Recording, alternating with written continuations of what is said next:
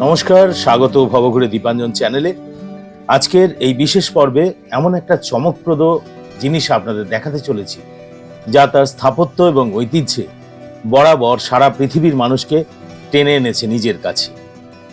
রাজস্থানের আভানেরির চাঁদ বাউরি, এবং সঙ্গে থাকবে আভানেরির সেই অপূর্ব মন্দিরের ধ্বংসাবশেষ।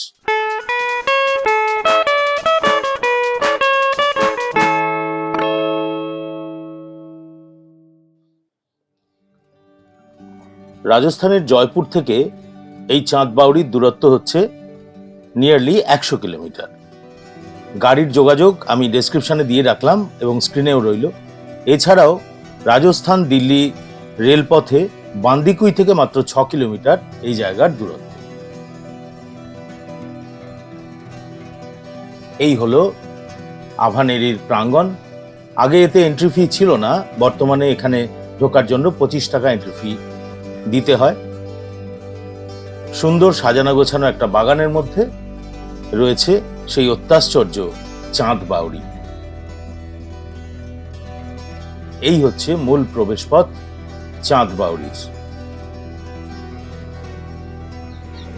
এবার আপনাদের দেখাচ্ছি সেই আশ্চর্য জিনিসটা, যেটা দেখার জন্য আমি নিজেই খুব উত্তেজিত হয়ে আছি। আভানেরির চাঁদ বাউরি অসাধারণ একটা জিনিস, চলুন দেখে নিই। এত বড় ও গভীর স্টেপওয়েলের নজির পৃথিবীতে আর দুটি নেই, এবং প্রাচীনতমদেরও অন্যতম এটি। প্রায় 60 থেকে 70 ফুট গভীর কূপ, যাতে রয়েছে 13টি সিঁড়ির অলিন্দ এবং অগুন্তি ধাপ, যা সরাসরি নিচের জলাশয়ে শেষ হয়েছে। বৃষ্টির জল ধরে রাখার জন্যও করা হয়েছিল এই স্টেপওয়েল। গ্রীষ্মে ভেতরের ঘরগুলি ব্যবহার করতেন পরিবারের সদস্যরা। এই ঘরগুলির একটি অংশের নাম আন্ধেরি উজালা। ঘরগুলি দক্ষিণমুখী হওয়ায় সারা দিন আলো ছায়ার পরিবর্তনের খেলা চলে সেখানে। অনেকগুলি রাজস্থানী ঝড়োখা দেখতে পাওয়া যায়। একসময় এই আভানেরি ছিল আভা নগরী। খ্রিস্টীয় 8ম শতাব্দীতে এখানে রাজা ছিলেন গুর্জর প্রতিহার সাম্রাজ্যের রাজা চাঁদ। এই অত্যাশ্চর্য পাতাল কুয়া বানিয়েছিলেন তিনি। কল্পনা করা যায় না আজ থেকে 1200-1300 বছর আগে মাটির নিচে এমন এক প্রযুক্তিগত স্থাপত্য। এর সৃষ্টির পেছনে মূল কারণ ছিল রাজস্থানের রুক্ষ প্রকৃতিতে জলের অভাব মেটানো এবং প্রখর গ্রীষ্মে একটু শৈত্যের খোঁজ। 3 দিক সিঁড়িতে ঘেরা এবং উত্তর দিকে রয়েছে অনেকগুলি ঘর ও বারান্দা। অপূর্বতার শৈলী।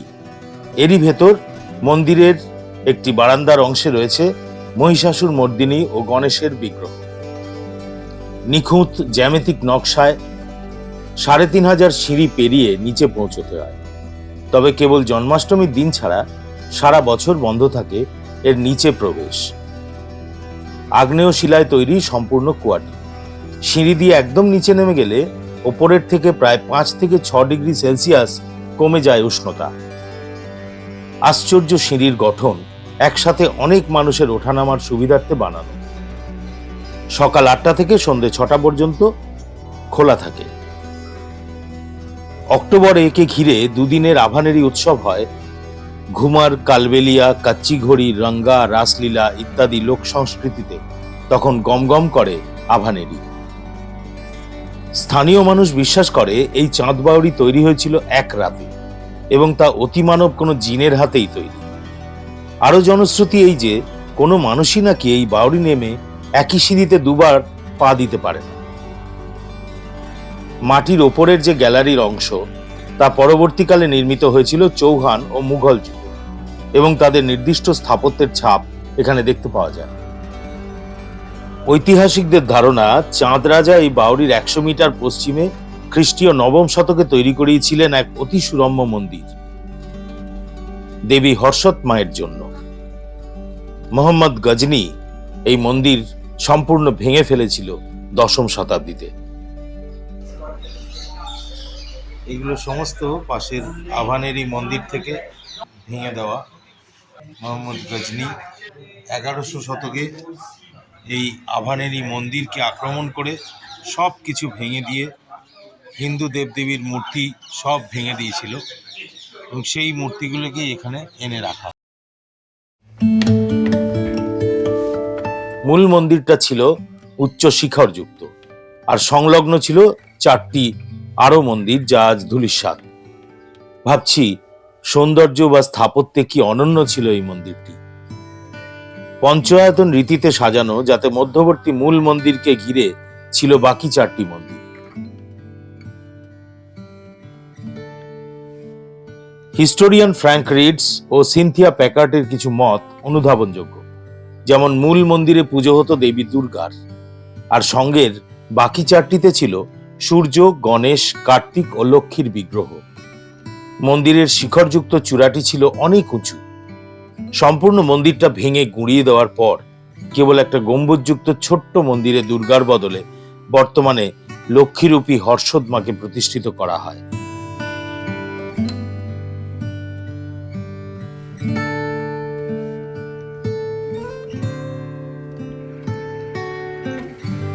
এই দেখুন মন্দিরের বেসমেন্ট, ওপরেরটা কিন্তু এএসআই থেকে আলাদা করে পাথরটাকে বসানো হয়েছে। এটা একেবারে নিচের অংশ, যেটুকু আর ভাঙা যায়নি আর কি। বাকি মনের মতো করে ভাঙা হয়েছে, সৃষ্টিকে ধ্বংস করা হয়েছে সুন্দর করে।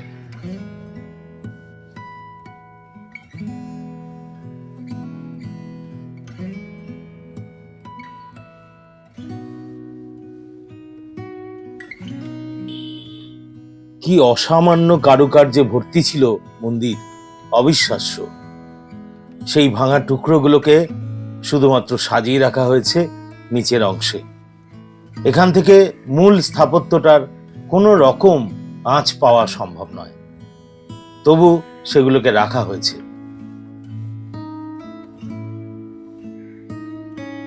একজন লুঠেরার লোভের বশবর্তী হয়ে একটা অসাধারণ মন্দিরের এই ধ্বংস সহ্য করা যায় না। ঠিক একইভাবে মাহমুদ গজনী ধ্বংস করেছিল গুজরাটের অপূর্ব সোমনাথ মন্দির। এই সেই হর্ষদ মায়ের মূর্তি।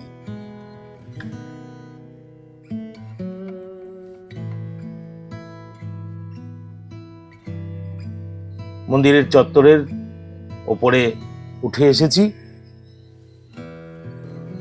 এইখানে কেবলমাত্র নবনির্মিত এবং প্রাচীন খিলানগুলো দিয়ে তৈরি একটা মন্দির দেখতে পাওয়া যায়।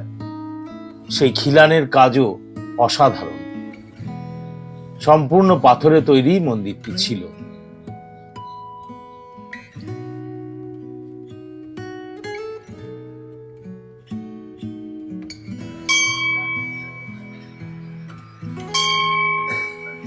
যুগে যুগে শিল্পের পুরাকীর্তিকে ধ্বংস করার যে ধারা প্রবহমান, তা মনকে ব্যথিত করে। তবে এই সৃষ্টি আর ধ্বংসের মধ্যে থেকেও মানুষের চেতনা জাগ্রত থাকে, এটাই বড় আশার কথা। যাই হোক, এই পর্ব আজ শেষ করি এখানেই। ভালো থাকবেন সবাই। সঙ্গে থাকার জন্য অসংখ্য ধন্যবাদ জানাই।